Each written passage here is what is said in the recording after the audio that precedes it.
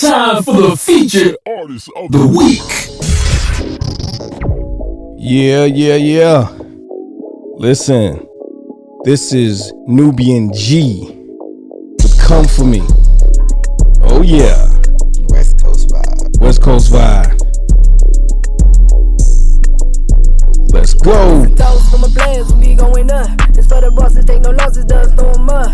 One time in your mind, never skip the grind. Need the triple, double bounce back, bitches over time. Know we overshine on you niggas who be hating on me. Got champagne dreams, pulling off in the Lambo. Open for my cup, need my Remy on nice. And I been sipping, fill me up, we gon' go all night. And I got bottle at the bottle, bitch, I ain't a role model. Twist it up and be the model, I'ma lead, they gon' follow. See it's pin, high pimpin', I got your niggas simpin'. The ride around and dip and get this money, then we whip it. Run the best coast and mimosas, we be sippin'. Take you on a ride, this a funkadelic mission. Classy little thing with a twist, new edition. Salute me if they want top 5, they gon' try to come for me. Say I'm a business while I'm making ends me. And I don't expect another bitch to cover me. I'm jumping out the Jaguar or the Benz. Fuck friends, live good. East Coast, West Coast, worldwide. Told my daughters watch a young queen fly. And if you ballin', let them mean you say ride. Don't try to come for me. Say I'm a business while I'm making ends meet. And I don't expect another bitch to cover me. I'm jumping out the Jaguar or the Benz. Fuck friends, smoke good. East Coast, West Coast, worldwide. Told my daughters watch a young queen fly. And if you ballin', let them mean you say ride. To the top, I can never stop wishing I would fly. Try to fly, but I don't see you niggas from these rooftops. While I wait, it might turn, and yes, I do flex. When I Oh yeah, that is Nubiiian G with Come For Me, streaming on all musical platforms. Definitely go and check that out. Show the young lady some love. What do you think, Petra? I actually thought it was a bop. I liked it. Yeah, I do. I really do like it. I really do and like definitely reminiscent of the past. So, yeah. She once got. you can make people think about She the flipped other that song, hook. yeah, Hell yeah. you kind of reel them in a little bit faster. Yeah, you winning when you do that. Welcome to the Cognac Room, an uninhibited drink-infused podcast about adulting and male and female interactions. Pull up a chair, pour up a glass, and let's discuss. Oh yeah. And here comes the question of the day. How long is too long to wait for the man to propose? Now listen, let me. I'm about to say, I want you to go first because tell us why there's an issue with this fella. No, so I wasn't gonna go first. I was just gonna give a disclaimer. Okay. But I'll go first if you want me to go first. No, it's fine. You go. Yeah, I was just gonna give a disclaimer, and I was gonna. Oh, you want me to go first? Do whatever you need to do over there on your mic, and I'm gonna rock my mic. Okay, you do what you need to do. I just want to give a disclaimer, and the disclaimer is like, this is a very controversial topic. I think this topic is something that people get up in arms about for sure. Absolutely. And I mean, at the end of the day, it's only too long. So here's the thing. I am of the opinion that there is no time limit. There is no time frame. Like you can't measure love in a cup. You can measure time by, calendars and clocks. But at the end of the day, a person knows they're ready when they know that they're ready. And maybe they never feel ready. Unfortunately, that's life. That's the way it goes. I'm not going to do it until I feel like I'm ready. At this stage in life, having a few failed ones, if I ever make that leap or have to make that leap again, then it's going to be on my time and on my terms. I ain't letting nobody force me. I ain't letting nobody rush me. I ain't going to rush myself. I don't feel like, I'm not worried about a biological clock. I'm not worried about none of that. So I feel like there should be no time limit. Now, if there is an excessive amount of time that is being taken in making a decision, because people say, well, it don't take 10 years to know that you want to be with somebody. They say it takes I want to say they said it takes 60 days or something for a man to realize you're the one. Who is they? Wait a minute. It was like it was something that was said maybe a couple years ago. And they had said that like most of the time a man knows whether this is the one that he wants to be with long term, marriage in like what seems like an instantaneous moment in comparison to what happens in real life. Well, I'll be honest with you. I can't say yay or nay to that. Mm-hmm. I don't know the time frame on that, but I know that. To see if I can find it. I know that sometimes everybody's different, so it's hard to just do a hard line and a general rule down the middle of the road answer. It's very difficult. But what I will say is that people know when they're ready. Okay, let me say that. I'm just going to say that I found it. Yeah. It says, whatever the reason for the delay, men typically know after about 6 to 7 months of consistent dating and optimal conditions whether or not they have found the one. And I can understand why they might say that or think that. But at the end of the day, a lot of times, the representative is still active. Within that 60-day, you said 60-day period. It said no. It was. I thought it was something like that, but it's 6 to 7 month period. The representative is still active during that time in a lot of cases. I'm gonna be honest with you. Okay. And until you live with them, and sometimes you don't see certain things until you are in holy matrimony. Okay. So I don't necessarily agree with that. That's my own personal opinion. We live in a tricky time, and people are more cunning and crafty and more evolved than they've ever been. So I can't say that. But what I will say is that I believe that if both people aren't on the same page at the same time, then it may be time for somebody to call it quits and move on. Yeah. I don't really have an issue with someone being in a healthy relationship where there's like, if no outside stuff going on, they're really good and they've been doing this for years, but they don't walk down the aisle. There's a difference. That's why I said in a healthy relationship, there's a difference when, he's, cheating on you every 5 minutes. He done had 4 babies and all other kind of stuff, but he won't marry you, but he swear you the one and won't let you go nowhere. That's different. I'm talking about like, what is it, Goldie Hawn? Is it Goldie Hawn and Kurt Russell that have never got married? I don't know. Maybe are they still together? Yeah. And they just don't want to walk down the aisle or whatever. I really, we know that to be married in the eyes of God is, the way to go. But we also know that marriage is really something more than that piece of paper. And you walk down the aisle and everything, but if you are not in the right headspace, the right frame of mind about what marriage is, that paper can mean nothing. And the people who are standing over there with no papers are going strong and killing the game. So I feel like that's up to the individuals in the situation. Of course, we all want our daughters to get married, and fathers want their daughters to get married. You want your sisters to get married. You want your people to be, happy and have that person that's there for them and that will take care of them in their old age, take care of them when they're sick, be their confidant, shoulder to lean on, and all of that other stuff. But who's to say that somebody that has a person that does all those things is lacking in life because they don't have a marriage license? I get that. I get that. And I agree with that.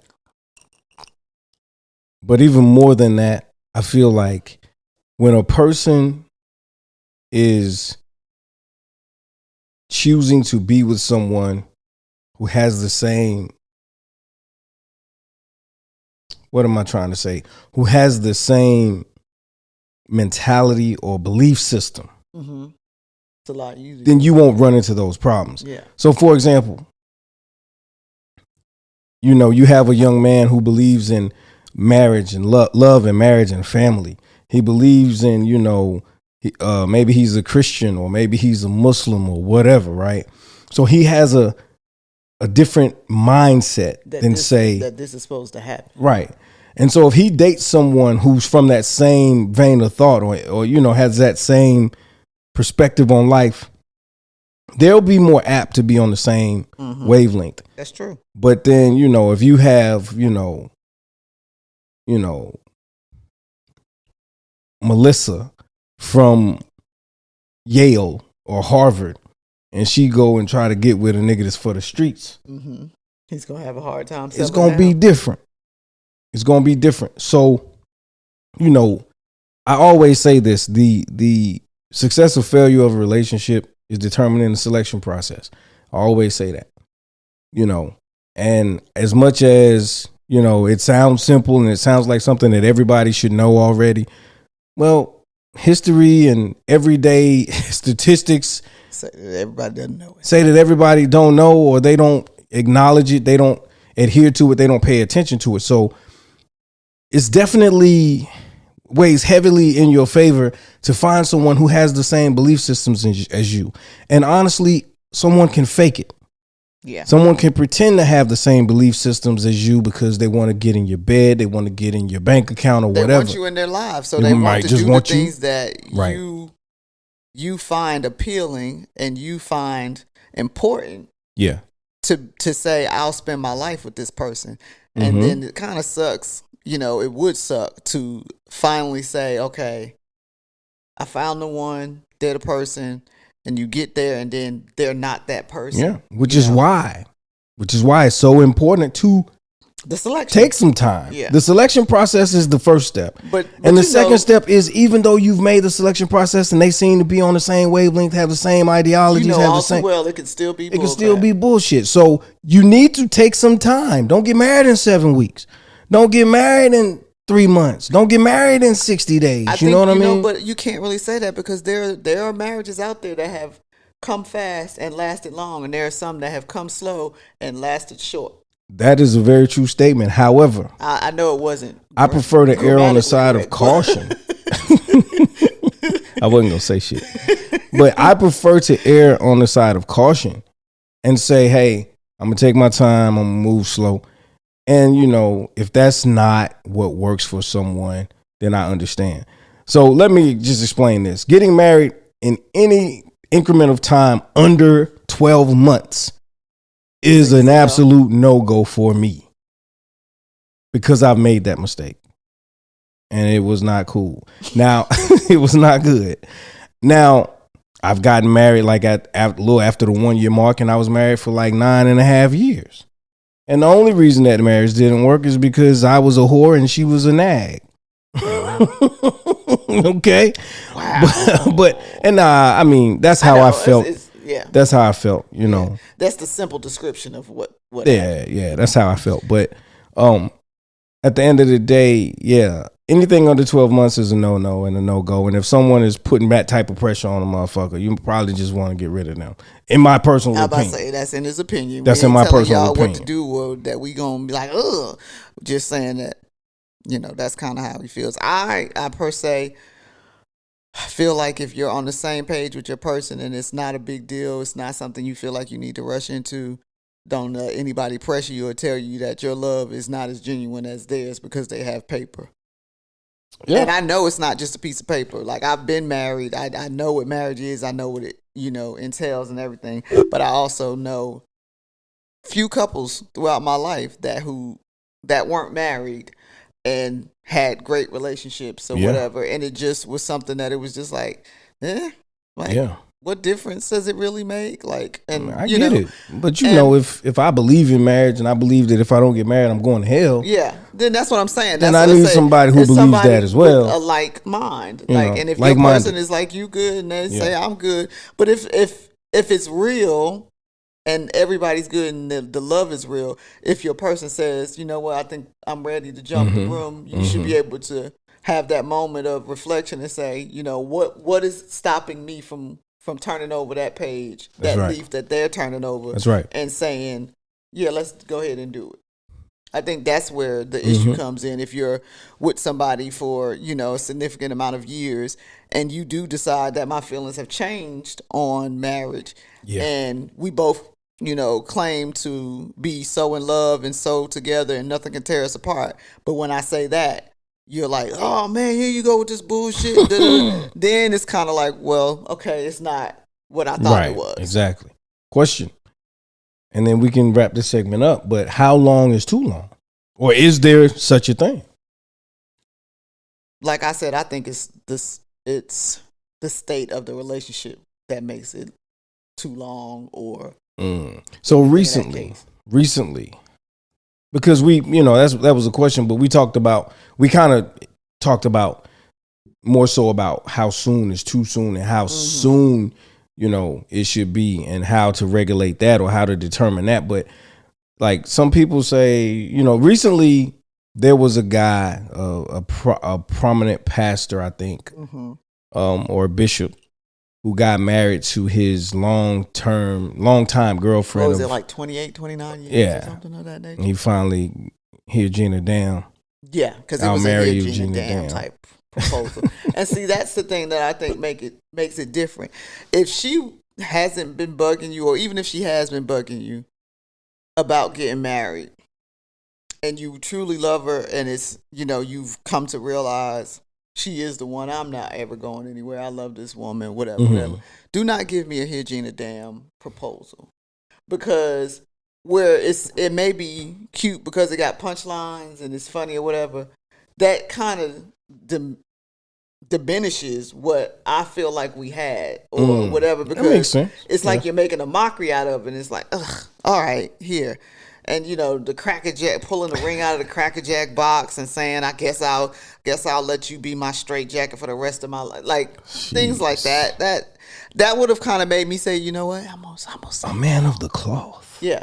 I'm gonna leave that alone. I think I would have been like, leave that alone. I'm not gonna mess with God's people. I don't think I know, because I don't think I'm gonna do it. Even if I was gonna do it, we gonna have to go home and have a conversation about why would you do that. Oh yeah. You know what I'm saying? The way you presented it, no, I don't want that one. and if you can't find a more genuine way, no, but then at that point, it's still I'll marry you, Gina. Damn, so it's kind of like because it's like, okay, well, I gotta go back and do it the way you want me to do it now. Yeah. Are you happy? Are you happy? Yeah, no.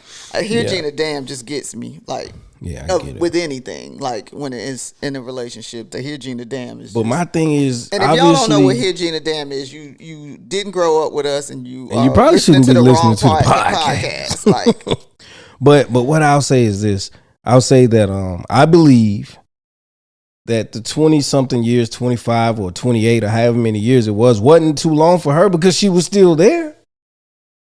She was still there, and from what I hear, I do not know any of it to be facts. I was not there. I do not, worship at the same house or church that they attend. But I heard there was some, some stepping out, some extra, things going on in a relationship and all that. Yeah. So, ask me in private. Like, don't try to make a big deal. Ask me in private. Don't show the world. Yeah.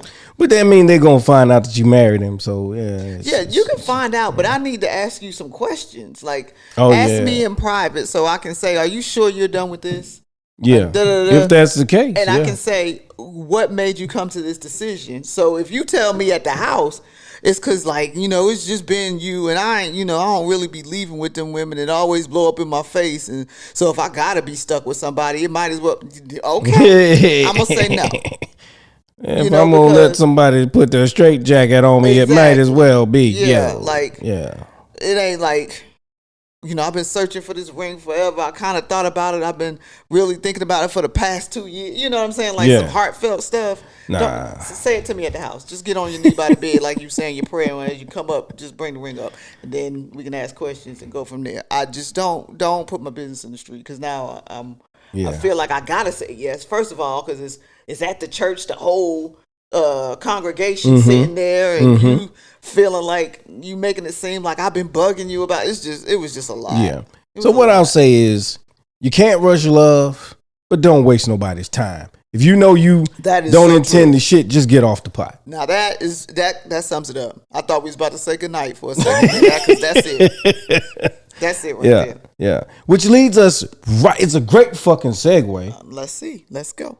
Right into tonight's actual topic, which is with love comes great responsibility. Yes. You did a shot with Jay. Was it a shot with Jay or just a moment? It was just a reel that I did. Okay. It wasn't even a shot with Jay. It was just Well, explain how we got to decide. Probably like a 7 to 12 second reel. Explain how we got to decide that this is what we're going to elaborate on more. Oh, well, just basically because I did a reel where I said, excuse me, that love is a great responsibility. And that, you know, if you're someone who's selfish and, you know, you're only in it for what you can, how it'll benefit you and what you can get out of it, you should probably stay single. Because with love comes great responsibility, number one. And it's about being unselfish and making a lot of sacrifice. People don't understand that love is about sacrifice. Love in truth and reality ain't even about us. I always say that love is giving somebody the power to hurt you and pray to hurt you. Yeah. You find yourself in the most vulnerable state ever when you decide to love someone. You do. Yeah. And it is a great responsibility to be someone who's giving or receiving love, because when you think about all that you do on a daily basis when it comes to love or your significant other, whatever, not just, you know, because if you think about all that you do on a daily basis that comes from love, that would include your family, you know, so many different things, but with your significant other and some of the moves you make, there are a lot of times when there are moves you want to make that you can't make because it doesn't work for your significant other. Or you have to say, hey, I need to, you know, run that by them. Not so much ask permission, because everybody is grown. I don't believe in that shit. You don't ask permission, but you do need to see what the scheduling is like, what's going on. True. And things like that. And a lot of people, I don't think they realize how selfish they are. You know, when it comes to a lot of situations, you know, it's like, if I get my way, then everything is cool.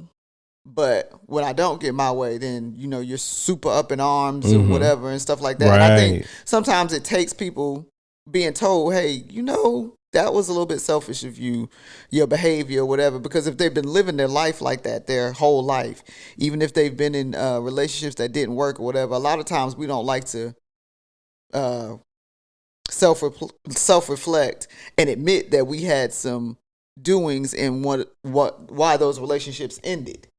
So we will, you know, go from one relationship to the next relationship to the next relationship, doing the same thing or being selfish if that's one of the things that you're doing, and still putting the blame on the other person. Facts. But you're the common denominator in all these relationships. So I think really the responsibility of that comes with having somebody's heart is sometimes a great load to carry. It is. I mean, it really is, because so here's the thing. You have to be responsible when you have someone's heart, because you can do so much damage to them, and you could damage an entire, like literally a heartbreak can damage an entire family. And depending on the severity, it could actually trickle over into and affect like their offspring and their offspring's offspring, depending on how psychologically damaged this person becomes, right? So with love comes great responsibility, and the thing is, I learned that the hard way with just a small thing, saying I love you. I was irresponsible with that phrase for a very long time, because it was the key that unlocked the door to the goodie cookie box, to the cookie can. Don't tell me you were the guy who would tell people that you loved them just to get cookies. I was that guy. Okay. And not only did I do that, when I was getting the cookies, if the cookies was good, I found myself saying it when I didn't mean it. But I was in like junior high school though. Stop talking. Go ahead. I mean, that did happen under the bleachers, go figure, in the locker room, But yeah, so there was a time. But, you have older men, you have adults, you have, uncles and male figures who were pretty cool about being real with you and saying, hey, man, you don't tell them that you love them if you don't mean it. Yeah, you don't tell anybody. I used to work at a place, and it wasn't a bad place. I did call it the land of misfit toys because everybody there was a little bit, just a little bit jinky, a little bit off. Damn. In ways. Not everybody. It was a handful that wasn't, but for the most part, it was a colorful workplace. Mm-hmm. But one thing that irritated me to death about it was that anyone that came in the building and walked out the door, they would be like, all right, see you later. See you tomorrow. I love you. What? Anybody that came in and out the building? Yeah, and it was... But I think that was more of a love of mankind sort of thing. I'm not screaming we should, have that. Yeah. But, because... Okay. Like you say, love comes with great responsibility. Absolutely. So if I'm screaming that I love you to you every day, but in real life I really cannot tolerate or stand you, at some point you may need me to do something that someone that loves you would do. And when you come to me, I'm not going to give you the response of a person that loves you. Oh, I got you. So I do not say I love you to people that I do not love. I might be very fond of you. I might think you're cool people. Those are different things. I don't say I love you to people I don't love.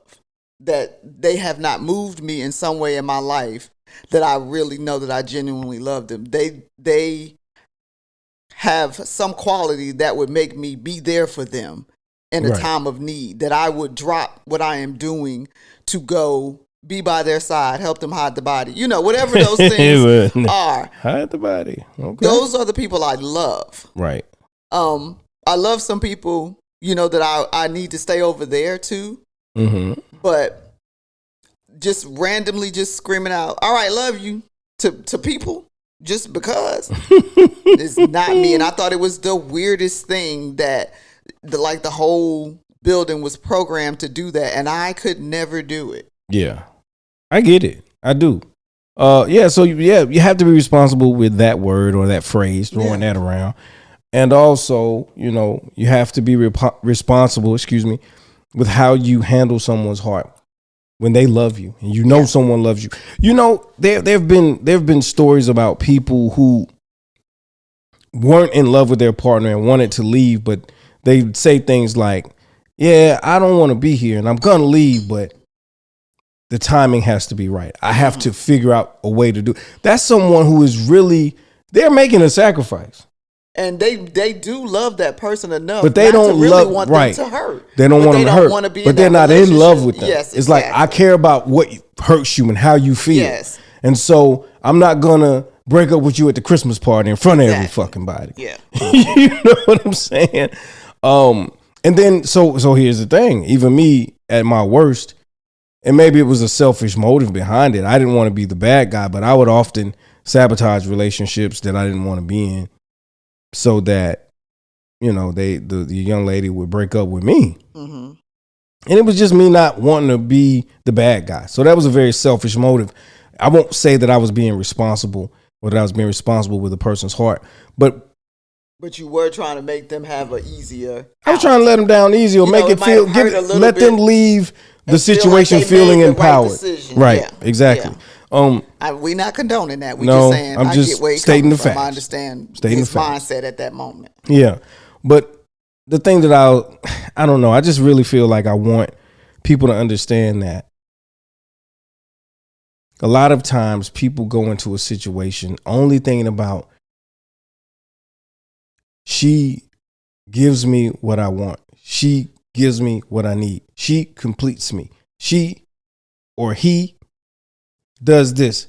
I love you because, and it's all about what that person is able to make you feel, how they're able to make you feel, or what they're able to do for you, or how they're able to encourage and empower you. And that's cool.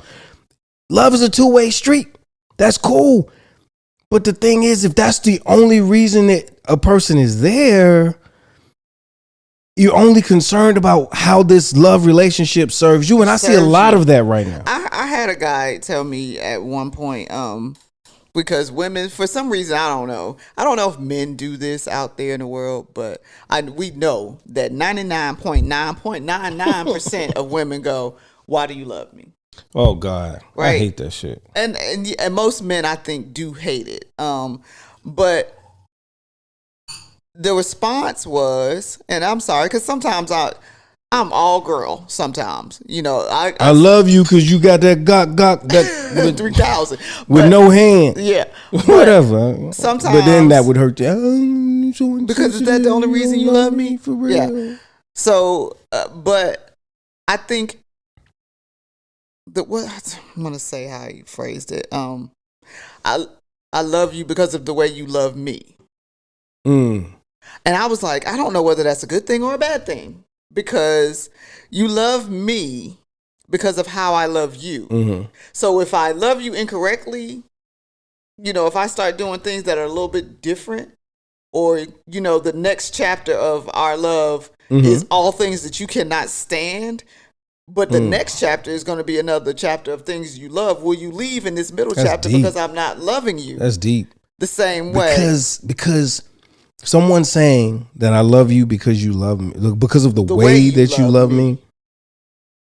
That's a powerful statement. And it was a little, and it can come off as being selfish. Yeah. And so I was really kind of confused. If you really think about it, it's like, I'm receiving the kind of love. Let's just break that statement down. I'm receiving the kind of love that makes me feel loved and appreciated, the kind of love that I desire, the kind of love that I need, and I love you for that. It just sounds very selfish. Sounds very one-sided. Sounds very one-sided, because not at any point. Are you telling me any reason, like, anything significant? Damn, that's about why you love me, right? It's confusing as a motherfucker. That's a mind fuck. I thought not saying that the guy was mind fucking, and I'm not saying that it was an it's just that's something that you have to really love me or whatever. It wasn't like, the relationship went crazy or cold or whatever, but it was just, I was just kind of like, I don't know whether that's a good thing or a bad thing. I'm sitting here right now and I don't know if that's a good thing. Because it sounds a little selfish, but it doesn't sound selfish like I love you because like that shit, you complete me type shit, or the guac and all that shit, because you complete me shit. That's kind of, in my mind, the way I hear that is selfish as a motherfucker. It's like, I love you because basically you make me feel better about myself. You got my back, you in my corner. And those are all wonderful things. And you should love that about your person, but love isn't about us. Love in its purest form and in its rarest form and in its unconditional form is about how someone else's can be an object of your perfection, affection. Yeah. And that's what I was saying, but what is it about? But then that could be a selfish thing, or viewed. I won't say it's a selfish thing. It could be viewed as a selfish thing because it's like, I'm fulfilled when I love on you, when I care for you, when there are a lot of women who are like that. Like, they love being the nurturer, the caregiver, the one who can put you on the right path and things like that. And so is that selfish? I think everything in some manner can be deemed selfish. But it's selfish in a way that when that person, let's put it like this, when you have cared for them so much that they're until the point where they're strong and they no longer need you to care for them, when you have steered them on the right path till they are on that path and everything is flourishing and they don't need you to ride alongside them while they jog or whatever, they are on the right path. Right. When they have gotten financially stable, when they have reached all of the marks, and they don't need you in that same manner on a day-to-day basis or whatever, are you going to feel like you're unloved? Because who are you going to give all of this stuff to if they don't need it anymore? Well, so, but I'm saying, I get it. It can be viewed like it could be viewed like that, but at the same time, when it's really love, you just love them in a different manner now. Now if your love takes a different shape. Yeah, but if that's the only way you know how to love, it's going to also look like abandonment or betrayal for a second for that person, because this is the only way they know to show love. So now they have to go and find, how to just be in love without having to shape, mold. But here's the thing. Love, not in my opinion, fuck that. Love is an action word. It's a verb. It's something that you do. And it's not just something that you do today or for a season, but it's something that you do perpetually. It's something that you do every day. It's a choice. A lot of people would disagree with me that you make every day to behave in a certain way towards your person with their best interest at heart, because you want what's best for them, not what you think is best for them. But that's what I'm saying. Right. What's best for them. So now this person he no longer has the broken wing, no longer is in the nigga hole, no longer is, down and out. So now they're here, but I promise you, they still need your love. They still need your support. Yeah. They just need it differently now. And that's why you didn't hear me speak on it from the other person's point of view, because they haven't changed. Their love for you hasn't changed. But this is the way you love. And so now you feel like. But see, love. You know what I'm saying? Love has the ability to grow. And it should. And love grows. And it should grow, because a stagnant love is guaranteed to end badly. If my love for you grows and your love for me stays the same as I evolve, and you're still loving me from sixth grade to high school, same manner. You still trying to give me little hearts with the sweetie on it. Yeah. You know what I'm saying? And I need something different now. I need you to. We used to pass out stickers in school on Valentine's Day. The pictures you didn't like, male or female, they got that little sticker. Take this star, because the teacher said I had to. But there was always somebody who was going to get that special sticker or whatever, because they was your people. That's right. You liked. There was either the boy you liked, the girl you liked, or they was your friends. Exactly. Yeah. And so, you want to give me that little sweetie candy, and I need you to come and hold. I need you to come hold this truck up while I change this tire. Yeah. Things change. We're in a new phase of life, and I need you to come with me. But some people do that. I feel like there are a lot of couples who, especially if you've been together since you were young, you tend to evolve, and sometimes one person doesn't evolve in the same manner, and it gets difficult. Not to say impossible, but difficult. It becomes difficult, and especially because when people evolve also, like, I'm not one who believes in growing out of love. I don't believe in that. But I do believe that people grow apart because they develop different interests, their perspective and their views change about life and the world. And so the things that brought you two together, the things that, you connected you, the very fibers that connected you in the beginning, they're no longer there, because it's like, okay, we both had a passion for philanthropy and nature and this, that, and the third. And now, I'm on a different path. I'm about the money, and I'm about, advancement, and I'm about, growth, and I'm not into nature anymore. I don't really care about, leeches, because now I see the people that are in need that we used to help. I see them as leeches now, because my mentality, my mindset has changed. Those are things that will tear at the very fiber of what built us, of what, got us together. Right. So in a situation like that, like you have to figure out how to love this person where they are and potentially bring them back. And see, that's what's missing in today's society, because right now it's like, as long as who you are serves me and fits into my world and my realm, and I'm comfortable with it, then we can kick it. But the moment that it's no longer what makes me comfortable, I'm done. And that's not the essence of what love is. Love says, hey, you know what? He's gotten way off track. She's gotten way off track. But I'm going to love them through the shit and bring them back. You know what I'm saying? Now, I will say that you can try sometimes to bring the love back to the good points or whatever. And sometimes it just doesn't happen. So we're not talking about bringing love back. We're talking about bringing feelings back. But that's what I mean, the same thing. Feelings and love are totally different. Okay.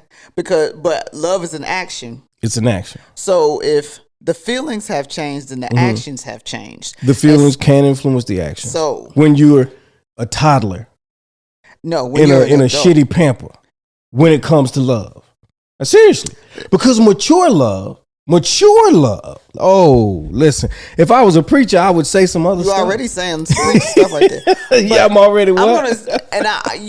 I know that you've been, in more marriages than I have. So I'm going to say you look down your nose when you said that. No, I'm just going to say because I want to say more serious relationships, but I can't really say that they were more serious than my one relationship. So, I might seem like the naive one in this not at all. situation. Not at all. But I wouldn't say that. When I say that, I don't agree on your statement that you don't grow out of love or that I can't remember. Is that what you said? You don't grow out of love or? Yeah. True love doesn't. You love, man. When you love for real, you love for real, man. Okay. So. Nope. Let me. Okay. Okay. So, and I ain't mean to be like, nope. No. Go ahead. Go ahead. I don't believe that statement. I believe that you can get to a point where life has gotten in the way and things have gotten in the way and people have changed and people have grown and evolved after numerous years. And sometimes the person that you go to bed with every night can become unrecognizable. Mm-hmm. Absolutely. Now, when I say grow out of love, I mean that in love factor. Mm-hmm. You don't grow, to me, out of love with someone that you've been with 20, 30, 40, 50 years. But you can get to the point where I love you, but I love you as family. I love you as a constant in my life. I'm there now. I love you as a person that I will always be there for. But I am not in love with you, and it changes the dynamic of what I see and what you see when you look at me, because I'm not giving, if I'm not in love in that type of situation, I'm not going to get you. When you look at me, you're not going to see what I used to give you, because I don't give that to a person that I'm not in love with. But I will always show you that I love you. So here's the thing. You can love a person and not like them. Oh my God. Now that's anybody that has a family should know that you can love a person but not like them. You can love a person and not like who they've become. Yes. So what I'm saying is, when you really love, like any woman that I ever truly loved, I still love them to this day. I just love them differently. And I agree with that. I just love them differently. I agree with that. So love does not, true love, real love, doesn't fade. And yes, if you act in love, die. If you act in love towards a person long enough, the emotions will follow. That's true. If you make a decision, see, and it's that love is that easy. I'm making it. Okay, you put arranged marriages. You put these two strangers together. That's a decision to love each other. Totally different. They learn how to love each other. They make a decision. I don't even know this man, but I'm gonna give him my body. I'm gonna cook for him. I'm gonna bear his children. I'm gonna raise his kids. I'm gonna submit to him. Whatever. This man says, hey, I don't even know this woman, man, but I'm going to share my body with her. I'm going to share my bed with her. I'm going to feed her. I'm going to take care of them kids that come out of her. I'm going to take care of her. I don't want her to want for anything. Before you know it, if given the opportunity to get away, they'd be like, no, I love my husband. I love my wife. So the decision brings forth the emotions. I'm not saying emotions aren't involved, but sometimes things are so closely tied together that we confuse one for the other. You understand what I'm saying? And I think the problem is people have confused the feeling of love or the feelings that come from loving someone or that are paired with loving someone for the actual love. And it's not. So go ahead. So what I'm saying is this right here. It's very possible and it's very likely for love to change and the way that someone receives and gives love to change. And sometimes lack of understanding, selfishness, fear and discouragement get in the way, pride and ego get in the way, and they completely demolish destroy something. Everything. They can because destroy something. People have lacked the tools that it takes to make some shit work, because the whole thing is, man, love is work. And that's going back to what we started with. Love is a great responsibility. So it's work. If you are not prepared to do some work, if you're not prepared to put your heart on the line and possibly get it broken, if you are not prepared to put somebody else before you, then just don't bother. But if you are, go somewhere and get some cats. But that's the truth. And I can agree with everything you just said. But I also know that there are times when love just is not enough. Do you agree? I've heard that saying a lot. So have you never? And you know what? Let me ask you a question. The emotional part of love is not enough. You're right. Because you need just as you need some actions and exactly just as much as I give, just as much as I show, just as much as I say and profess my love for you. I need that back. So if I'm doing everything there is to do for you to show my love in all of these ways, and there's but no I'm reciprocity, getting none back. Yeah, that's a problem. But here's the thing: is it fair to love someone expecting God Almighty? Yeah, man, it's not. listen. You don't have to love someone. I ain't no preacher, but I feel like a preacher tonight. You sound like one. And you is it fair? You should know. It may not sound right, it may not sound good, but love is expecting to be loved. There's nothing worse. Have you unconditional love is I love you regardless of what you do. But let me finish my statement. Have you ever loved somebody that didn't love you back? Absolutely. What is that? You okay with that feeling? Because what I don't want is that feeling. People are very disconnected and very selfish. So in that selfishness, am I supposed to continue to love you, and you like, go on, cat? Go on. Like, God damn, this girl just no. Well, so here's what I will say. If you're being treated badly, absolutely not. No, not really treated badly, but just like, don't nobody want that. Listen, if that's the object of your affection and you want to love on them, that's your right. Yeah, but if there's nothing. So what if for those who believe in God, what if God said, hey, you know what? I love you. I love you enough that I did whatever people believe God did for them, whether it was die for them, whether it was slay an army, whether it was whatever, right? Then, how does that work? Because if you believe that God is love and God loved you, but he did all these things for you and you're rejecting, but he never stops loving you. He's like, I'm here. I'm always gonna be here. I'm reaching out to you, and it's because of his unconditional, undying love that we begin to love him back. But do you know the difference? He's God. Eggs black. I'm not God. But we created in his image. We created in his image, but that mirror gets foggy down here because we breathe air. It is oxygen. It is some stuff going on. It is different. I am not God, so I need to feel love as much as I give love. I get it. I do. And I need to have the actions of and love. I'm not saying that we are supposed to just be fools and just say, I'm going to love you regardless. No, I'm not saying that. You love regardless of certain things. Like, I can't even, what the heck my tattoo say? Love in spite of and not because of. Like, I'm not going to love you because, like, the way you love me. That's even they say that. You ever, how I love Jesus because he first loved me. That's they teaching you wrong as a child. So what I'm saying is, in my opinion, that's my opinion. So what I'm saying is, I know that you are supposed to love somebody through their faults. I get that. That's something totally different.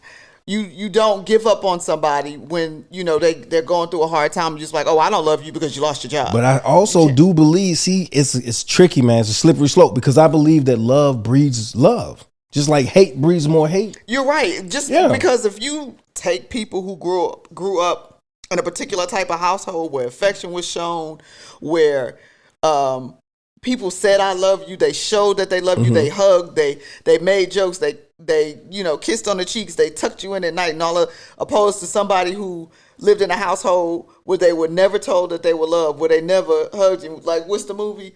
The Brothers. He said, Mom, can you just hug me or whatever? And she's gone now, whatever. It's like, you hate everybody or whatever. It's just a white woman with a taco and all that. If you grew up in that household, a white woman that don't speak the goddamn English. But if you grew up, I love that part. If you grew up in that household and you see people from this household the way they love, you don't understand that. Oh, that's how I was. You don't Let me tell you what I didn't understand. I'm going to be honest with you. First marriage. In-laws. I remember the vows being the woman saying something like, your people will be my people will be your people, we'll be one, whatever. It was beautiful. Yeah. Heard it. Get it. I got it. I knew what it meant. But I ain't expect to see that shit in action. And they were so what it was, when neither of us were around, my parents and her hanging out, chilling. Me and the uncle and me and the daddy, cool. You know what I'm saying? Yeah. So they were family even after we split. But you still people. They still at my mom's house, hanging out with my mom, drinking a little bit, talking, whatever. That's back when mom used to drink. What I'm saying is, when I actually saw this shit, I ain't never seen no shit like that in my life. Picture it, Cicely. My family. My mom is married to a whole nother man. She was never married to my father, but she's married to a whole nother man. My father is married to a whole nother woman. We all collectively did stuff together. My parents went to the other parents' house, did things, all kinds of stuff. We were all blended. That's what I'm talking about. My siblings that are just from my mother over here are, if you ask any of us and the kids, we're all one family. There's no difference. We don't question it. We're siblings. But to me, it brought about something in me that when I was raising my kids and how I live my life as far as family goes, that if we family, we family. And it doesn't always have to be perfect. Right. And like I say, some of them, like if you have family, you know that you can love people and not like them and love them from afar. Sometimes you have to, because they don't love how you love them. Exactly. But there have been people who dated people in my family, broke up, have not been together for years, and we still consider them family. They are at every function. They are the aunts and the uncles to our children. They are family. There is nothing you can do about it. There has been issues sometimes when the new person came along and say like, why are they still there? Because we don't understand what you mean. That's so and so. Because that's family. They family. You know, so like I say, it's a big difference to see somebody who grew up with love to see someone who grew up with just struggle and grew up with trauma, where their parents didn't hug them because of something that happened with their parents. And so it makes a long line of people who cannot show emotions. Right. Over the holiday, I had my aunt tell me that I broke a generational curse. And I was like, what? Like, what does that mean? And she was saying the way that my children get along and the way that they connect with all of their cousins and all that other stuff, no matter what side of the family are, the fact that they don't see each other but maybe once a year or once every 3 to 4 or 5 years, she said that didn't happen in our family. She was like, you know, as siblings, me and my siblings, we didn't really get along that great. We weren't really always in touch and just, you know, we didn't need each other.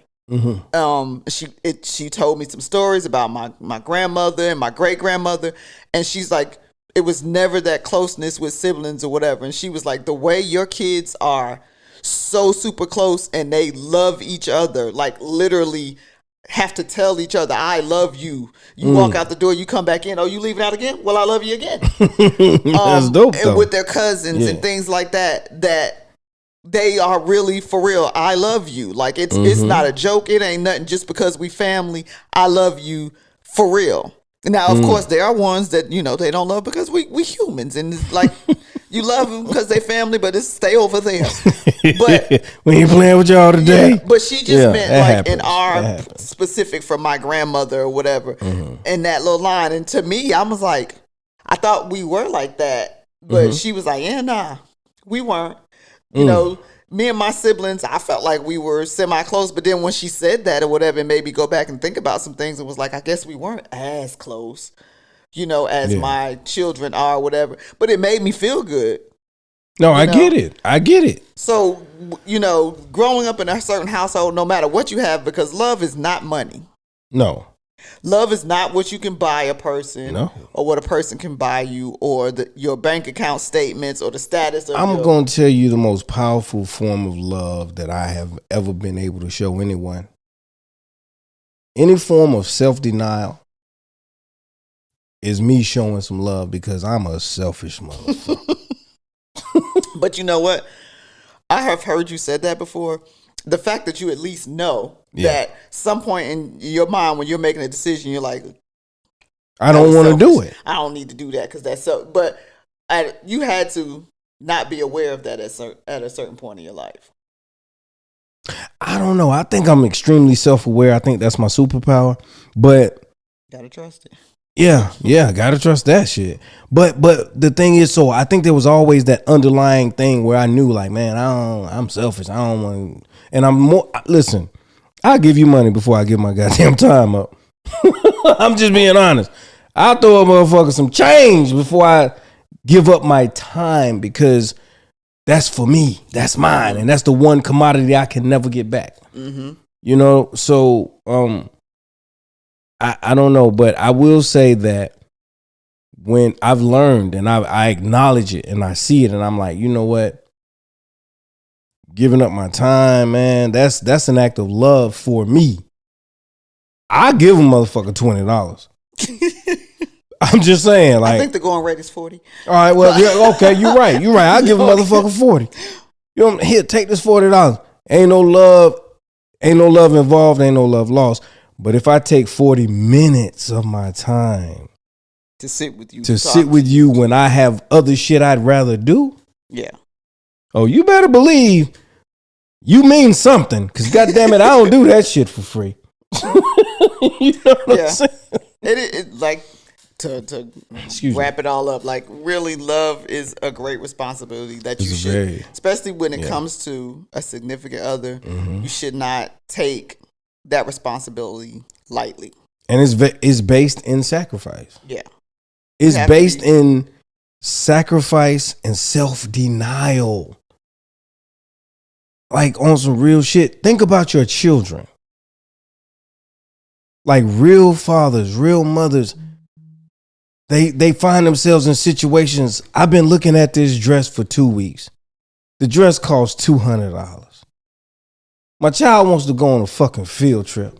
Field trip is a field trip. It ain't even that serious. But it is to that child. And so, you know what? I'm going to sacrifice. I'm going to deny myself something that I really, really want to make sure that you get something that you might not remember. That you might not even. I could ask you about it when you're 22 years old and you say, I don't even know. But a child who's grown up in a house with love and knows that was a sacrifice for their mom will remember that. I remember that time you wanted that dress, but I was going on that field trip and I ain't really even have to go, but you didn't get the dress and you let me go on that trip. But then some parents don't let them know. In certain ways, you don't let your kids know certain things, but then there are certain times I think you need to do that because it's a character building. Yeah, I agree with that. So if your child never knows that you struggle, or that I sacrificed. Yeah. It was fine. To give you what you want. Listen, Shaquita was ready to pop it. I told her no because I came and got you so you could come sit on the couch and eat popcorn. Yeah. You need to That's why when you show your little ass, I get so upset because I see that time I could have hit Shaquita Not the Shaquita story. No. Though. I'm not co-signing that. But yes, That's just sometimes you do have to let children. that was a know. sacrifice. Okay. Okay. But yeah. But definitely another one of my sayings, I think Just Tim said it on the show that one time he was on here, and I think you said it too or whatever. Love is for your significant other wanting to kill them at least once a day, but never going through with it because you'll be the main one that misses them. You'll exactly. be the first one. That's what that's my definition of love. If I say I want to kill you and I can, it probably wasn't that deep. But see, that's the whole thing. A lot of people, and we got to wrap this up, but a lot of people are no longer together because they woke up one day and we don't get along. The love is gone. Motherfucker, that don't mean the love is gone. It means you're not getting along. Love is being able to understand that and work through it, around it, or do whatever the fuck you got to do with that shit.